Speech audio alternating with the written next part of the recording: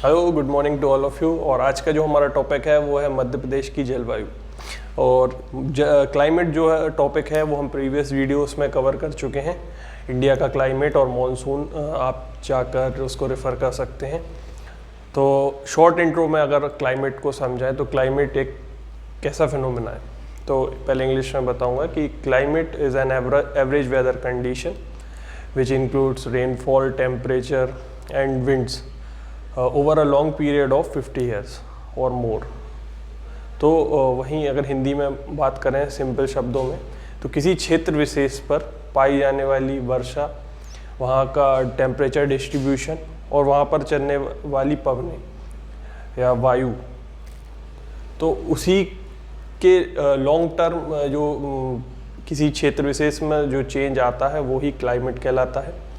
और वहीं वेदर की बात करें तो क्लाइमेट क्या है, एवरेज वेदर कंडीशन है, लगभग 30 से 50 सालों की लगभग समय अंतराल में। और वहीं वेदर क्या है, वेदर एक शॉर्ट टर्म चेंज है जो मिनट टू मिनट और डे टू डे और मंथ टू मंथ भी चेंज होता रहता है। तो वेदर क्या है, एक शॉर्ट ड्यूरेशन वाला एटमॉस्फेरिक फिनोमेना है जो कि क्लाइमेट को इन्फ्लुएंस करता है। तो अब हम समझेंगे फैक्टर्स अफेक्टिंग क्लाइमेट। तो फैक्टर्स अफेक्टिंग क्लाइमेट में सबसे पहला है लैटिट्यूड। जैसे कि आपको पता होगा जो लैटिट्यूड है वो इमेजिनरी लाइंस हैं जो कि अर्थ पर डिस्ट्रीब्यूटेड है। और मध्य प्रदेश से जो लैटिट्यूड पास होता है वो लैटिट्यूड है tropic of cancer. Tropic of cancer Madhya Pradesh के 14 डिस्ट्रिक्ट से पास होता है। और वहीं इंडिया की बात करें तो इंडिया की 8 स्टेट से पास होता है।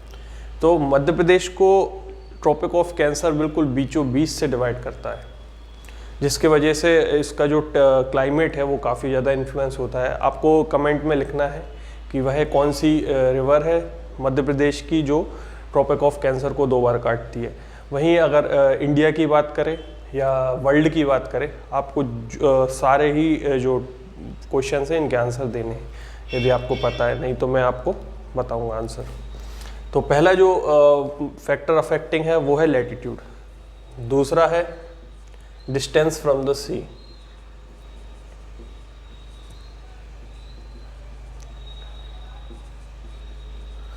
अब मध्य प्रदेश की ही बात करें तो ये इंडिया के बिल्कुल सेंटर में, इसलिए उसको हार्ट प्रदेश भी बोलते हैं, क्योंकि जो इंडिया की जलवायु है वो है मॉनसून टाइप ऑफ क्लाइमेट। और वहीं मध्य प्रदेश की जलवायु की बात करें तो वो है उष्णकटिबंधीय मानसूनी जलवायु। वहीं इंग्लिश में बोले तो tropical monsoon type of climate.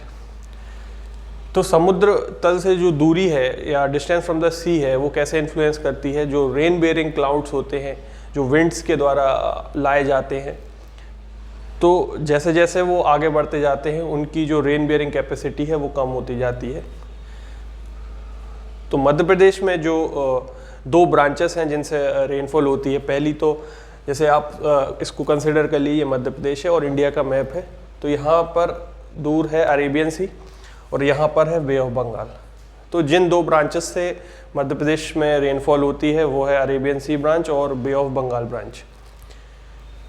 तो डिस्टेंस फ्रॉम द सी से काफ़ी ज़्यादा इन्फ्लुएंस होता है क्लाइमेट। और हम मध्य प्रदेश की प्रॉपर बात करें तो मध्य प्रदेश सेंटर में है और लैंडलॉक स्टेट है, तो इस पर काफ़ी ज़्यादा इफेक्ट पड़ता है डिस्टेंस फ्रॉम द सी से। फिर हम आते हैं third point, elevation.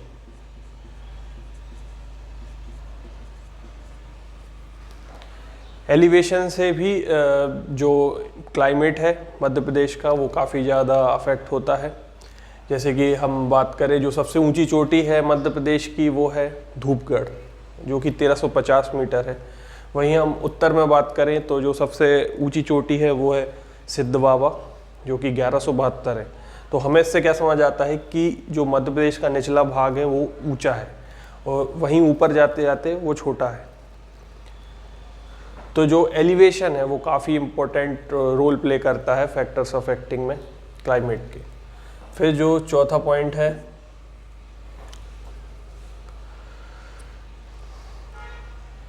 Latitude distance from the sea, elevation, और चौथा पॉइंट है डिस्टेंस फ्रॉम इक्वेटर।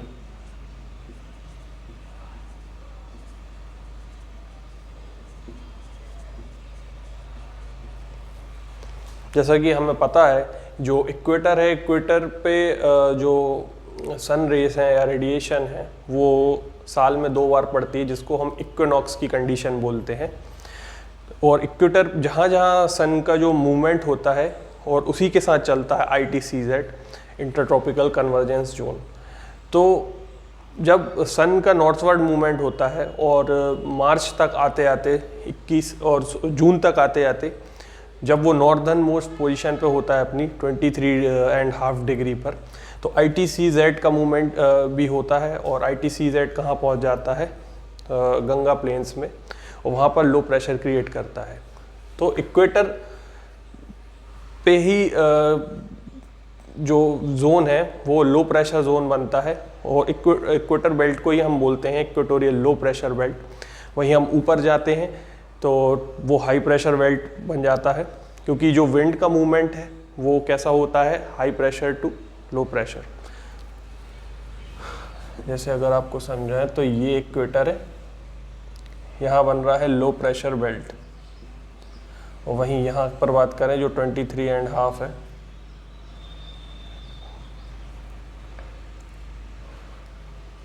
ये सब ट्रॉपिकल हाई प्रेशर है।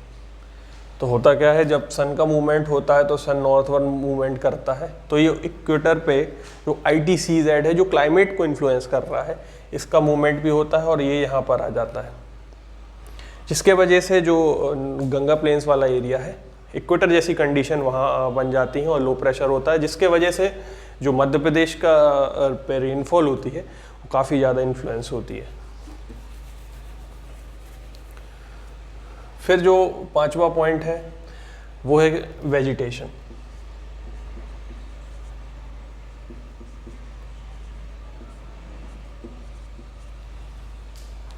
वेजिटेशन कैसे, जैसे कि जो डिफरेंट टाइप के फॉरेस्ट होते हैं वो काफ़ी ज़्यादा मात्रा में वर्षा भी कराते हैं। जैसे ट्रॉपिकल एवरग्रीन फॉरेस्ट है, ये सबसे ज़्यादा सघन होते हैं। और ट्रॉपिकल एवरग्रीन बोलने का मतलब ये है कि इनमें साल भर पत्तियाँ नहीं झड़ती हैं। तो वेजिटेशन से मैं सिंपल समझाने का मतलब ये है, जो फॉरेस्ट होते हैं और जो वेजिटेशन होता है, जो भी हर्ब एंड श्रब्स होते हैं, वो काफ़ी ज़्यादा क्लाइमेट को इन्फ्लुएंस करते हैं। फिर छठा जो पॉइंट है वो है टोपोग्राफी।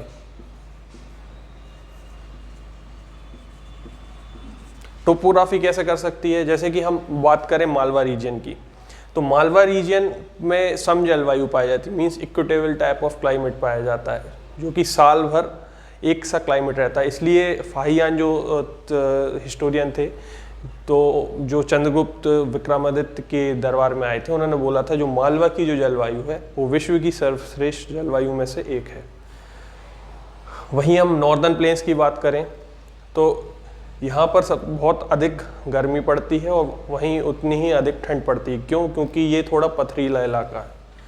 और मध्य प्रदेश के संदर्भ में बात करें तो जब हम ऊपर की ओर मूव करते हैं, मीन्स हम जब साउथ वाले एरिया से नॉर्दर्न मूव करते हैं तो वर्षा घटती जाती है। वहीं अगर नॉर्थ से साउथ मूव करेंगे तो वर्षा बढ़ती जाती है।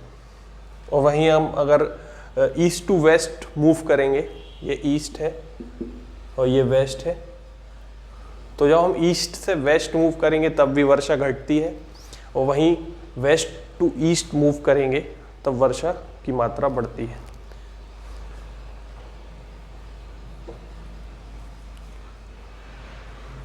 तो टोपोग्राफी से क्लाइमेट का काफ़ी ज़्यादा रिलेशन है, और टोपोग्राफी के वजह से ही डिफरेंट टाइप ऑफ हमें वेजिटेशन देखने मिलता है अलग अलग, और डिफरेंट टाइप ऑफ क्लाइमेट भी देखने मिलता है।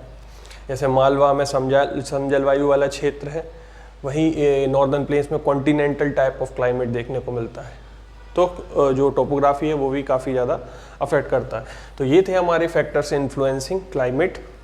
अब हम समझेंगे मध्य प्रदेश में जो क्लाइमेट है वो उसका डिवीज़न कैसे है।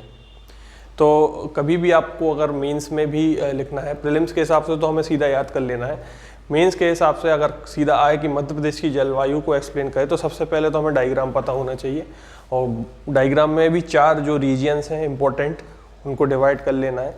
जैसे पहला जो रीजन है वो है बुंदेलखंड वाला रीजन, जिसको हम नॉर्दर्न प्लेन रीजन बोल रहे हैं। दूसरा है मालवा, तीसरा है विंध्य और चौथा है नर्मदा।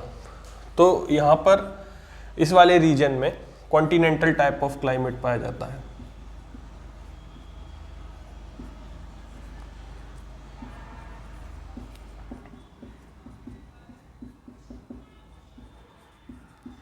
और वहीं मालवा की बात करें तो यहाँ सम जलवायु बोलते हैं। सम जलवायु मीन्स इक्विटेबल क्लाइमेट, मतलब जो साल भर एक सा रहे, ज़्यादा चेंज ना आए, सम जलवायु।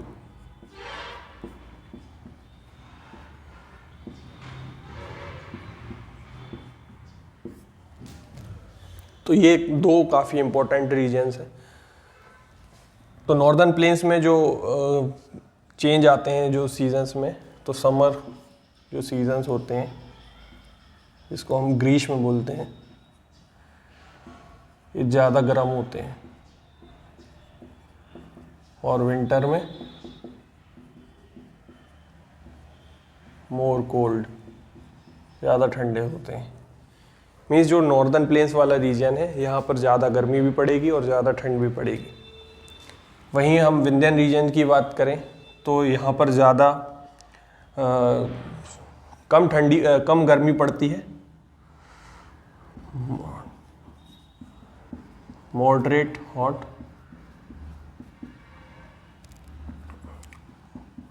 और हाई कोल्ड, अधिक ठंडी पड़ती है। वहीं हम मालवा रीजन की बात करें तो यहाँ नॉर्मल ही कोल्ड और नॉर्मल हॉट।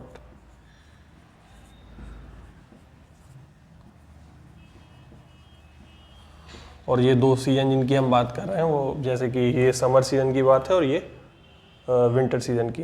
विंटर सीजन में नॉर्मल कोल्ड और समर सीजन में नॉर्मल हॉट। वहीं नर्मदा रीजन की बात करें तो यहाँ पर अधिक गर्म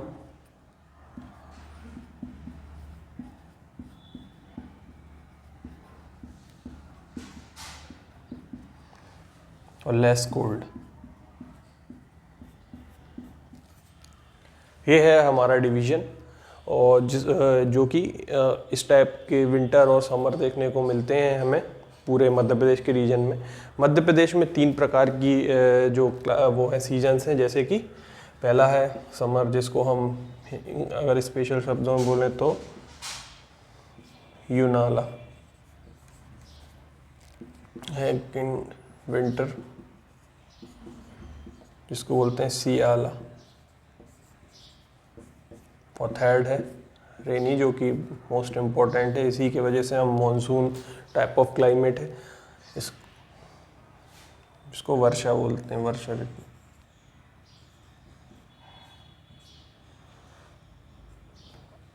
और जो सर्दियों में, जो विंटर सीजन में जो बारिश होती है उसको बोलते हैं मावठा।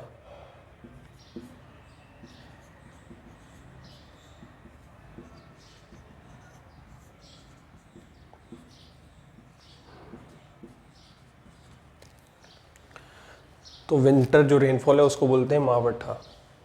तो ये 3 टाइप की सीजन मध्य प्रदेश में देखने को मिलते हैं। एक क्वेश्चन अभी एक एग्ज़ाम में मध्य प्रदेश के पूछा गया था कि मध्य प्रदेश का जो अधिकांश भाग है इसमें किस टाइप का क्लाइमेट पाया जाता है कोपन्स क्लाइमेट के हिसाब से। और कोपन्स क्लाइमेटिक डिवीज़न मैंने आपको समझाया था, और जैसे कि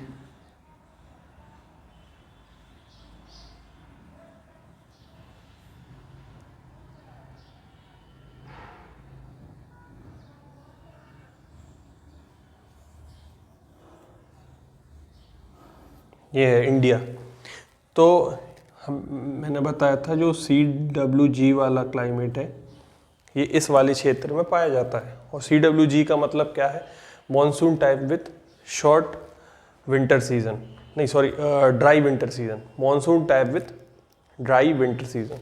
तो जो CWG वाला क्लाइमेट है ये सेंटर में पाया जाता है। यहाँ पर AW है, ट्रॉपिकल सवाना टाइप। यहाँ पर VSHW है, स्टेपी टाइप। और VWHW जो कि है एरिड टाइप। तो मध्य प्रदेश में 3 प्रकार के पाए जाते हैं जो क्लाइमेटिक कोपन्स के हिसाब से, और अधिकांश भाग पे जो पाया जाता है वो है CWG। तो हमें याद रखना है कि ये कोपन्स के हिसाब से जो अधिकांश भाग पर मध्य प्रदेश के किस प्रकार की जलवायु पाई जाती है वो है CWG, monsoon type with short winter season. और दो और प्रकार की पाई जाती हैं, एक है AW जो कि ट्रॉपिकल सवाना टाइप है, और वहीं BSHW स्टेपी टाइप। तो रीजन्स वो ऐसा पर्टिकुलर नहीं पूछेंगे, अधिकांश भाग मीन्स लगभग सारे भाग पर CWG पाया जाता है, कुछ भागों पे AW पाया जाता है जैसे कि भोपाल, इंदौर, देवास वाले क्षेत्र पे। वहीं VSHW की बात करें तो जो भिंड, मुरैना और बुरहानपुर वाला क्षेत्र है वहाँ पर ये वाला VSHW क्लाइमेट देखने को मिलता है। तो ये था हमारा क्लाइमेटिक डिवीजन। फिर अब हम समझेंगे कुछ फैक्ट्स। आप चाहें तो इसको बना सकते हैं या स्क्रीनशॉट ले सकते हैं। अब हम समझेंगे जो रेनफॉल का जो डिवीजन है वो कैसा है। ये 3 क्षेत्र हैं, आप देख सकते हैं। इस वाले पार्ट में इतनी रेनफॉल होती है, इस वाले में इतनी और इसमें इतनी। तो आपको ये डायग्राम याद कर लेना है। और जो पचमढ़ी वाला क्षेत्र है वहाँ पर सबसे ज़्यादा रेनफॉल होती है, लगभग 199 सेंटीमीटर। वहीं मध्य प्रदेश की अगर एवरेज जो रेनफॉल है वो है 112 सेंटीमीटर। किसी क्षेत्र स्थान की बात करें तो जो सबसे ज़्यादा वर्षा होती है वो है हमारा पचमढ़ी। और वहीं ज़िले की बात करें तो जो सबसे ज़्यादा एवरेज रेनफॉल है वो बालाघाट में होती है। मध्य प्रदेश की जलवायु को उष्णकटिबंधीय जलवायु ही क्यों कहते हैं?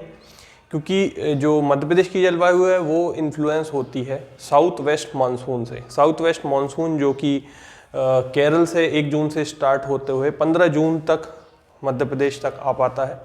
और जो पवनें हैं साउथ वेस्ट मानसून की वो 2 हिस्सों में डिवाइड हो जाती हैं केरल तट के पास। एक है बे ऑफ बंगाल और एक है अरेबियन सी वाली ब्रांच, और दोनों ही ब्रांच मध्य प्रदेश में जलवायु कराती हैं। इसलिए जो मैक्सिमम जो इन्फ्लुएंस है मध्य प्रदेश के क्लाइमेट पे वो है मॉनसून का इन्फ्लुएंस, और इसी वजह से और कर्क रेखा का भी काफ़ी इन्फ्लुएंस है। इस वजह से ही हम जो मध्य प्रदेश की जलवायु है उसको उष्णकटिबंधीय जलवायु कहते हैं। और मॉनसून के वजह से ही इसको 3 जो सीजन से मैंने जस्ट अभी आपको बताया उसमें डिवाइड किया है। एक तो ग्रीष्म में यूनाला, शीत ऋतु को सियाला, और वर्षा ऋतु मीन्स रेनी सीजन। तो जो शीत ऋतु है उसमें जो रेनफॉल होती है मीन्स अपने जो नवंबर से लेके जनवरी और Feb 15 तक के जो समय है उसमें जो वर्षा होती है वो होती है साइक्लोन्स की वजह से। जो साइक्लोन एक डिस्टर्बेंस होता है जिसको हम मतलब पर्टिकुलर शब्द में बात करें जो रेनफॉल कराता है वो है वेस्टर्न डिस्टर्बेंस। तो जो सर्दियों में जो बारिश होती है उसको हम मावठा भी बोलते हैं, और वो रावी के जो क्रॉप्स होते हैं उनके लिए काफ़ी इम्पोर्टेंट है। वहीं हम सबसे कम जो वर्षा होती है उसकी बात करें तो वो कहाँ पर होती है? वो होती है भिंड के गोहद में। तो भिंड के गोहद में सबसे कम वर्षा होती है। तो वेस्टर्न डिस्टर्बेंस भी मैंने एक बार आपको जो पिछले वीडियोस हैं उनमें समझा दिया है। और अगर सिंपल शब्दों में बात करें तो वेस्टर्न डिस्टर्बेंस क्या जो कैसे अफेक्ट करता है? साइक्लोन्स के वजह से जो सब ट्रॉपिकल जेट स्ट्रीम है, वेस्टर्ली जेट स्ट्रीम, वो मॉइस्चर को लेकर आती है, और सर्दियों के टाइम पे जो हाई प्रेशर है वो इंडिया में बनाती है सब ट्रॉपिकल वेस्टर्ली जेट स्ट्रीम्स। तो जो सर्दियों में हाई प्रेशर बनता है इंडिया के लैंड मास पर, और लो प्रेशर बनता है मेडिटेरेनियन सी के ऊपर।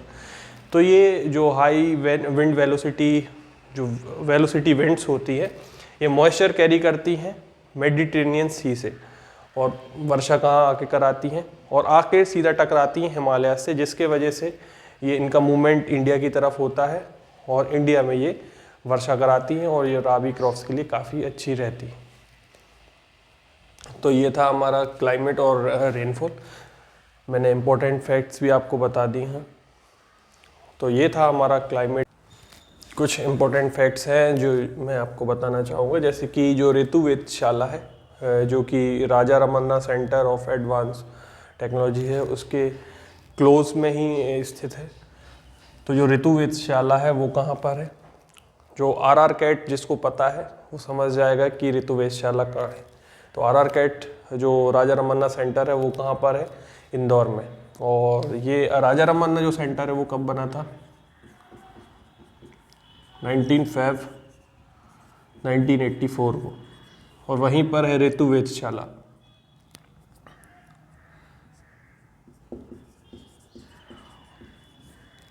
तो आपको ये दोनों ही फैक्ट याद रखने हैं, ऋतु वेधशाला और आर कैट, ये दोनों कहाँ पर है?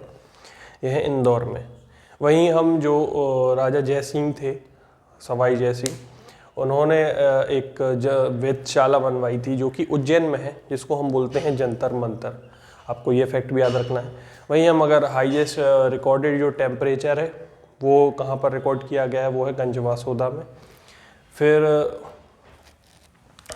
गंजवासोदा में हाईएस्ट टेम्परेचर 49.2 कुछ डिग्री सेल्सियस है। वहीं हम जो एवरेज टेम्परेचर है वो 21 डिग्री सेल्सियस है।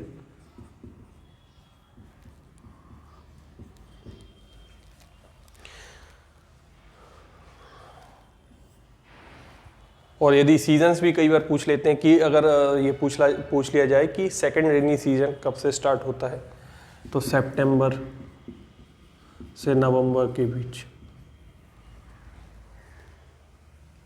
नवंबर दिसंबर तक जो सेकेंड रेनी सीजन है वो स्टार्ट होता है। आप डेट्स देख लेना एक बार, सितंबर से नवंबर या दिसंबर तक। ऐसा अगर एग्जाम में पूछा जाता है तो आपको याद रखना है सेकेंड रेनी सीजन कब से स्टार्ट होता है मध्य प्रदेश में। और जो वेस्टर्न डिस्टर्बेंस की वजह से जो रेनफॉल हो रही थी वो जो साइक्लोन्स की वजह से हो रही थी, तो उसमें किस साइक्लोन का रोल था? वो था ट्रॉपिकल साइक्लोन्स। तो ये रहा हमारा आज का वीडियो, इसको हम यहीं समाप्त करते हैं। यदि आपको वीडियो पसंद आया हो तो please like, share and subscribe करें और वीडियो को अंत तक बने रहें। और मैं आपको गारंटी देता हूँ कि आप 1-2 फैक्ट एक्स्ट्रा लेकर ही जाएंगे और कुछ ना कुछ नया सीख कर जाएंगे। तो थैंक्स फॉर वॉचिंग। आज के लिए बस इतना ही।